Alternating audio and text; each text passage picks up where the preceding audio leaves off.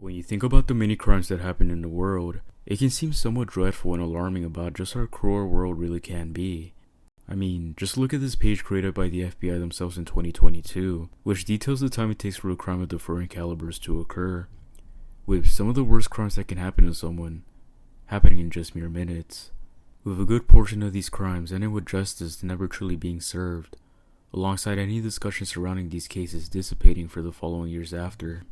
More often than not, the only few remnants of these cases are just the police sketches that accompany the incident, with these sketches being cold reminders of these past tragedies. Criminal or victim, I think we can all agree that there's something eerie about police sketches, whether it's due to the exaggeration and contortion of normal human features, or the mystery that surrounds certain sketches and their backstories. Police sketches just feel off. Originally, this video was gonna be an iceberg, but I felt like that takes a lot away from these cases and the care that has to be put when mentioning events like this in general. And also cause I don't want to be pigeonholed to just doing icebergs and such.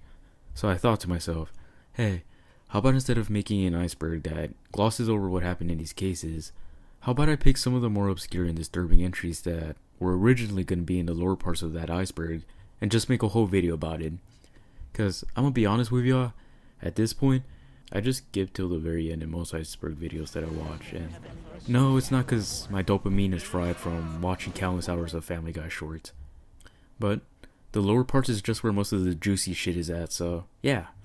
Anyways, I tried my best to find some really disturbing cases that have barely even been talked about online, and of course the police sketches that accompany it, so hopefully you learn something new and we can all bring a bit more awareness about these cases in general. Before I start this video though, I do want to say that due to the obscurity of some of these cases, there really isn't all that much information out there in regards to some of the cases mentioned in this video, with most of these cases becoming cold with no real updates being made alongside them in many years. I feel like I have to mention that, or else there's going to be that one comment that's going to critique me for not being super detailed. I'm sorry bro, I just cannot find information for some of them, but I did try. So with all of that said, let's go over some disturbing cases. Deadly attacks on women 12 years ago, which police believe was the work of a serial killer. He says police knew they were dealing with a serial killer because of the similar ways the women were victimized and their free-spirited lifestyles. Those three crimes shocked the west side of the island.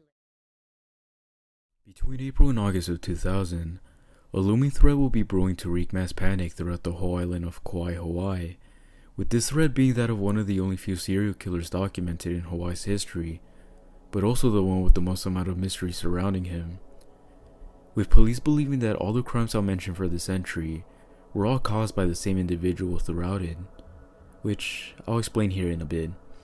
However, the root and notoriety of this killer were all cemented on April 7th of 2000, with the inciting incident of these next few horrible months beginning when the deceased body of 38-year-old Lisa Bissell would be found naked and covered in blood inside a ditch off of a solid-2 sugarcane road off of Polyhill State Park, with the victim being found to have been beaten and stabbed multiple times, with some accounts mentioning that Bissell got her throat slashed as well. Interestingly enough, these stab wounds would not directly kill her, rather, the immense blood loss from the attack, which explained the state that Bissell would be found in, with speculations rising that Bissell was either abducted then killed, or Bissell was killed then her body was dumped off of Polyhill. This was speculated due to her possessions being found off of the coast of Waimea, 14 miles away from where her body would be found, and also an abandoned blood-stained car being found near the area. And although Bissell's death was the catalyst that set everything into motion, there were really no reports that I could find that detailed any further information about Bissell, other than Bissell supposedly being homeless and being seen quite often around the west shores of the island before her death, with documentation surrounding her death being little to none compared to the other victims. Speaking of which, a month after the murder of Lisa Bissell, another attack by the same supposed perpetrator would happen on May 22nd, 2000 on Kekaha, relatively close to Waimea where Bissell's possessions were found a month prior. This time around though, the perpetrator's second victim would be a 52-year-old woman named Nancy Jones. On the day of the incident, Jones was caretaking and was working in the yard of a home she was maintaining for an absentee owner. The perpetrator, or the supposed kauai serial killer, will creep his way into the yard of the home and approach Jones while she was working and would say, quote unquote, "My name is John and I'm homeless." After hearing this statement, Jones suggested for the perpetrator to go visit the neighboring house due to the owners of that home allowing homeless people to set camp on their property. Thinking nothing of it, Jones continued to work when suddenly, the perpetrator would grab Jones and violently drag her behind the house, out of sight from the public. He would then proceed to violently beat Jones, breaking one of her arms while doing so. During this attack, the perpetrator, or as we'll refer to as John now, would try to attempt to R-word Jones, but Jones would retaliate and fight off John, until John would pull a knife out and would stab Jones in the chest, in which the knife would be bent from the impact, with John then throwing the knife into a pair of bushes and fleeing the scene, which, because of this, would ultimately be the reason why Jones survived this encounter, as a common pattern found from all these attacks shows that the perpetrator would always try to slash the throat of his victims. And even though Jones would be the only surviving victim from these attacks from the kauai serial killer, she was basically left to die after the attack, with Jones crawling over 2 stories of stairs while heavily injured to call for help, and fortunately, managed to fully recover and be around the comfort of her family. Unfortunately though, the same cannot be said for the last victim of these attacks, who would be identified as 42-year-old Darren Singer, who, similarly to Lisa Bissell, will be gruesomely found murdered on a remote campsite in Pacala Point Beach near Waimea on August 30th, 2000. She had stabbed in the throat, then beaten to death, with her face being to the point of being unrecognizable, with investigators also believing that Singer had been deceased 12 hours prior to the discovery of her body. A memorial service was then held for Singer a month later.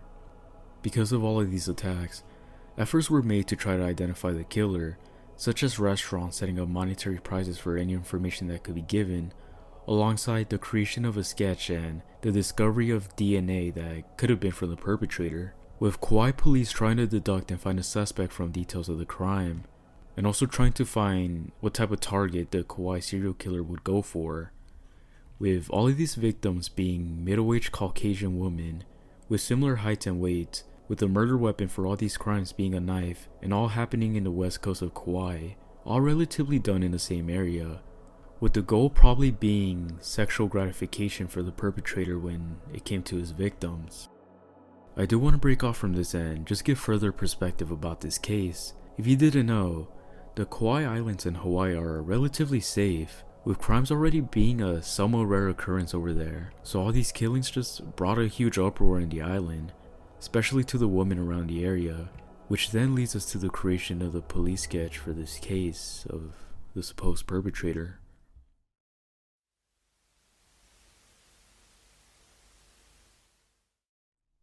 This right here will be the Kauai serial killer's police sketch that will be created a week following Singer's death. And can we just talk about how uncanny this sketch looks? I mean, just look at it. Although it's a sketch, it just feels very visceral and rough. And if we're just talking about the sketch itself without mentioning the crimes done, then I think the most horrifying thing about this is just how lifeless and dead the eyes were drawn, and just how off-putting it looks like due to it being drawn with so much detail. And as you may or may not know, most police sketches are drawn using a bit of exaggeration in the defining features of an individual to jog the memories of potential victims or witnesses, which is why the accuracy and reliance of sketches vary, and also explaining why we have some sketches that look like this, or like the one for the Kauai serial killer. But this sketch just gives me a strange feeling looking at it. Just imagine what the final moments of these victims were. It's terrifying. But to conclude this entry and the rest of the updates surrounding the Kauai serial killer, there were efforts in trying to identify him, such as Jones being flown out to Honolulu and being shown a lineup of 70 registered offenders who could have been the suspect. She was able to eliminate 2 men from this lineup as the perpetrators, but she was not fully able to deduct who it was.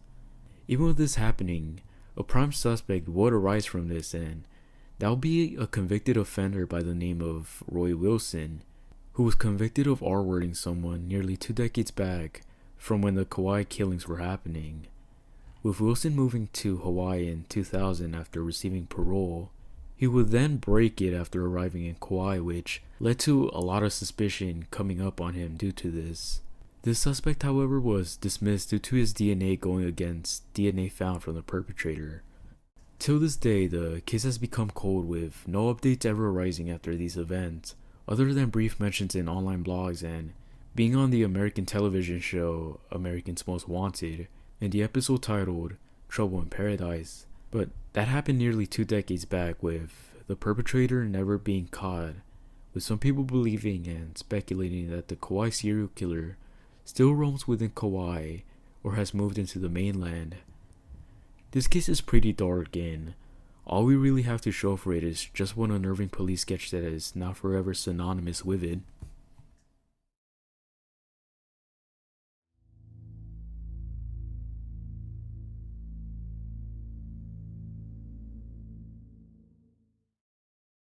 This next case is relatively short compared to the other ones in this video, but nevertheless, the sketch is still pretty horrifying, and everything in regards to this case is also pretty tragic.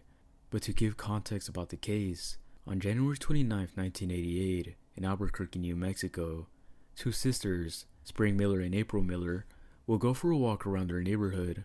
As they approach an entryway to a nearby apartment complex, both the sisters will notice a 4x4 blue and white truck waiting to leave the parking lot near the complex.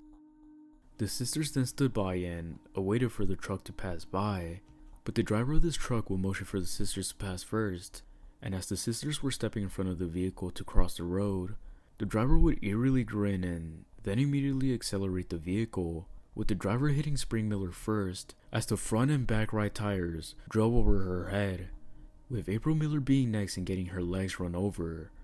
April would fortunately survive the encounter, while Spring would unfortunately lose her life right after this.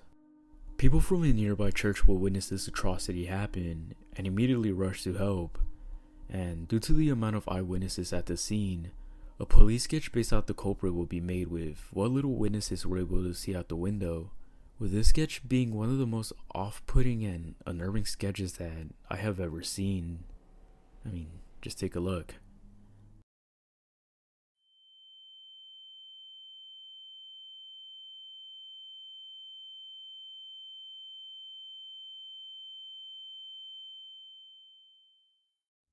Like, what the fuck is that? Like, seriously, why does it look like that? This sketch just gives me really weird vibes looking at it, and it seems like I'm not the only one who shares this sentiment. I'm not sure if it's due to the weirdly skewed crooked nose or the nearly blackened eyes, but damn. This sketch just makes me feel uncomfortable. It just looks so otherworldly compared to the other police sketches in this video that I think this one sketch is probably up there in uncanniness compared to others. It also just reminds me a lot of the Aoni for some reason. I think it's because of the face. I can't be the only one who sees this resemblance, right? Anyways, there has only ever been one suspect for this case, and that would be Martin Martinez, who would be arrested in June 1988 for running down a jogger in Albuquerque. Because of this past-related murder, a correlation would then be made between the 2 incidents due to the way the murders were executed. All of this would bring higher suspicion to Martinez, with some officials also claiming that Martinez had a similar appearance to what people described as Spring Miller's killer. But there was never enough evidence to show that Martinez had ever committed the murder, so everything regarding Martinez was dropped, as nearly a decade would go on without an update, as there was nothing else officials could do. And even though the updates regarding Spring end here, I do want to bring into light an update regarding the Miller family after the incident, which is just as tragic as Spring's unfortunate demise. As on May 25, 1997, nearly a decade later from Spring's death, the deceased body of April Miller, the older sibling of Spring Miller who had survived the traumatic attack nearly a decade ago, would be found in an alley behind a parole office due to an apparent drug overdose. She was immediately recognized by an APD officer who was at the scene. All this information will come to fruition when a blog made by Spring and April's mother, Diana, will be made during mid-2002. detailing the events of Spring's death and more so April's, with Diana being critical of the Albuquerque police investigation into April's death, as it took officers over 6 weeks to notify Diana of April's death, even though April had been identified immediately by an officer who recognized her. It's really disheartening to see just how frustrating this whole situation was, as Diana had so many unanswered questions that officers would refuse to not tell her anything. Diana also critiquing the police investigation towards April's death due to her believing that foul play had been involved due to April being last seen alive with a guy named Roland. It's worth noting as well that Diana would mention April's shift emotionally after witnessing the death of Spring and also going through the tragic death of their brother, who would sadly pass away months after Spring's death due to a motor vehicle accident, with Diana then stating that due to all these tragedies in her life, April would sadly turn to drugs. And that's where the rest of the updates end. This case is just so horrible because of so many reasons.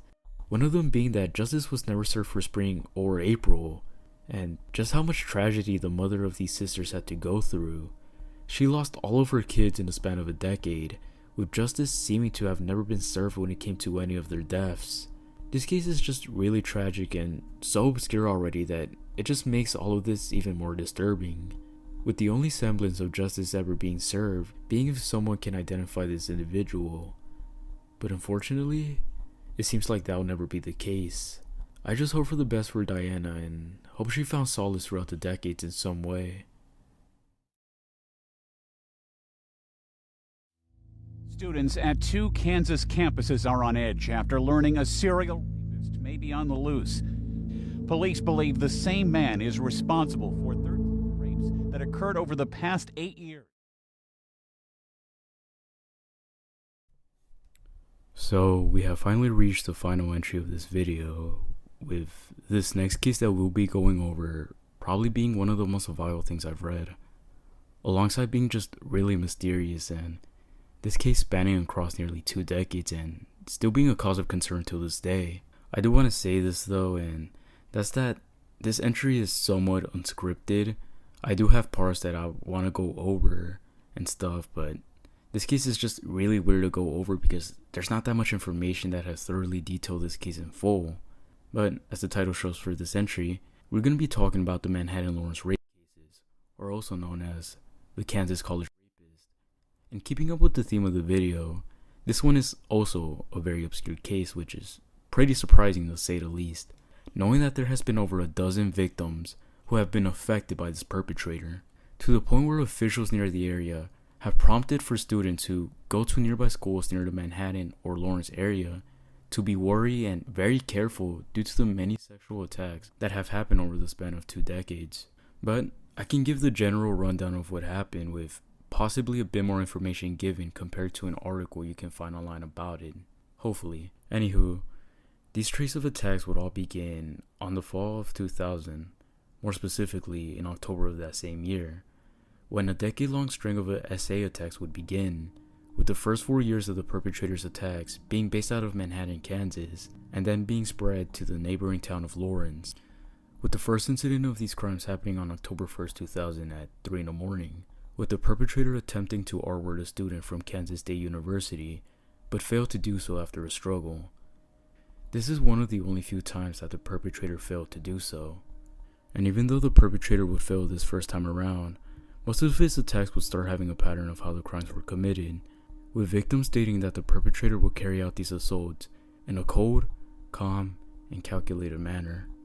This pattern that the perpetrator would do will be executed in all of his future attacks, so it's worth mentioning here as most of these attacks would happen at 2 in the morning or at 4 in the morning, while most of his victims were asleep. And you may be asking, how does that work? And that's because the perpetrator would break into these victims' off-campus residence with a mask and using a weapon, such as a gun or a knife, to threaten his victims if they were awake. Most of these victims were college students that attended colleges near Manhattan or Lawrence, and also most of these attacks would occur during some sort of academic school break, such as Thanksgiving break or Christmas break. The strangest part that came out of all of this would be that most of the victims have all reported locking their doors, yet it seemed like no matter what, the perpetrator would always find a way in their residence. There has also never been any signs of forced entry. And with all of this information given about all these attacks, and more specifically the patterns that the perpetrator would do over the decade, it would result in a dozen successful SA attacks. Despite all this, the streak of attacks would suddenly end by December of 2008, with the final victim being the 13th overall, with the student then coming out about her experience surrounding this attack. With this attack being one of the most brutal that had been carried out throughout this whole case, with the woman, who was a college sophomore at the time, awakening to the perpetrator holding her at gunpoint and then proceeding to tie her up, beat her, and then R-word her, terrorizing her for nearly 8 hours. After this unfortunate incident, it would seem as if any other SA attacks that were done in similar vein to the others had suddenly stopped, with officials putting their foot down and now actively chasing for a culprit by 2009, and now correlating the attacks to be the byproduct of the same culprit, with officials having a rough idea of how the perpetrator looked like, with the small amount of details being available showing that the perpetrator is a white male who's around 5'6" to 5'9", and being relatively slim, with the age ranging from early 20s to late 30s. And even though it seemed like the attacks were done for good, all of that would change in July 27, 2015, 7 years after the last attack, when another attack, whom is believed to be caused by the same perpetrator, would occur in the early morning hours of the day. But even though the perpetrator would enter the residence of the student, many reports that I could find state that this last attack was an attempted SA attack, meaning that the perpetrator was unsuccessful in his attack. Even then, this whole situation is still so horrible.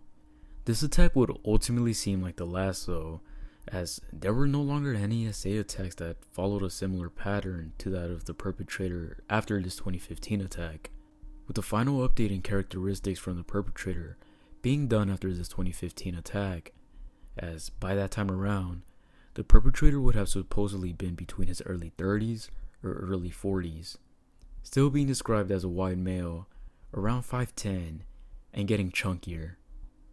Yes, that's what the reports say as well. And with the plethora of information that was getting updated after the 2015 SA attacks, speculations were starting to unfold about who could have been the perpetrator, with people mostly believing that the perpetrator was a student attending one of these two colleges that he based his attacks out of. The reason why people speculated this was due to the perpetrator's pattern of attack, with the perpetrator's attacks happening mostly during school breaks and also attacking during weekends, giving ample time for him to have a lot of free time to plan out his attacks, and also attacking drunk students probably. Other theories suggested that the perpetrator could have worked in maintenance for some of the apartments that the attacks occurred in, which would explain why it seemed as if the perpetrator could have entered homes without making it seem forced, as he probably would have had a key.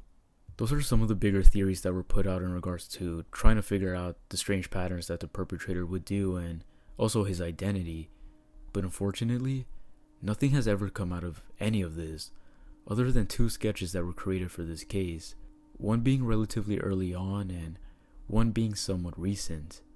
But the one that I think is the most terrifying out of the two would be the most recent one, which looks like this.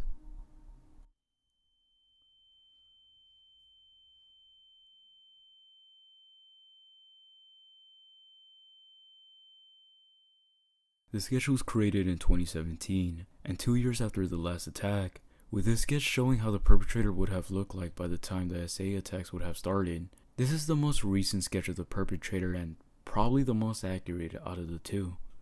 And as you can see, there's just something very horrifying and weird looking about this sketch. The way that it's drawn just looks and feels more real compared to most other police sketches. The dark rough shadows that hide the perpetrator's face and eyes, and the nonchalant disgusted face that he's doing, just all add into the mystery and fear factor within the sketch. Like, most police sketches never look this detailed, and to me, I think that's the craziest part about this case. You have this super ultra 4K creepypasta hyper realistic eyes sketch right here, and nobody has been able to identify this man or even get any sort of evidence that points us towards the right direction of who it could be. I think that's just so crazy and weird how none of this even got resolved or even have a decent lead about who this could have been. Like, just imagine how terrifying this would have been if you were one of the victims experiencing one of these attacks. This whole situation and case is just so horrible and terrifying and really fucking frustrating because this guy has never been caught. I don't think he ever will be caught because he hasn't done an attack in over a decade from what's shown online or from what anybody knows. He successfully committed 12 SA attacks and yeah, he's probably still roaming freely around Kansas or something. I think that just makes this case a lot more worse. Knowing that this guy, he's blending in with the normal public and nobody even knows that he committed these horrifying atrocities. And you know what else is frustrating about this case? That there's like no information that thoroughly goes over this case. Literally researching for this entry was the reason this video took so long, because the information regarding it is literally all the same to one another, with not much articles going into detail about it. And I did mention in the beginning of this entry that this case is still somewhat being updated and being a cause of concern.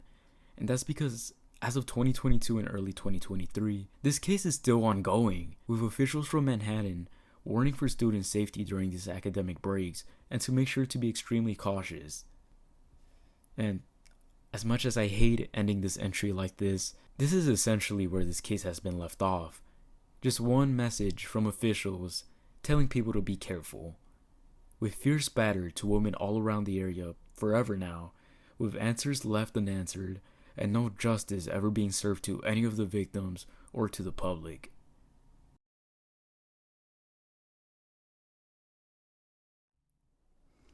Well, we reached the end of this video, and what can we learn about all these cases? Simply put, the world is just really cruel and horrible sometimes, with many cases going unanswered and cold, and just people brushing these cases to the side, with people barely having any knowledge about them and just how terribly they affected the victims or their family. And as pessimistic as it sounds, it seems like this is just how it will always be, especially in the current state in the world that we live in. Because I mean, think about it. We're all kind of in our own bubbles and we really don't care a lot about a lot of stuff unless it's highly discussed or shoved down our throats or it's something that we like. But I just hope that this video has helped you all learn something new and maybe give further exposure to other cases that aren't discussed as much, even if the cases are decades old. And with all of that said, I have no better way to conclude this video other than thank you for watching, and I'll see y'all next time.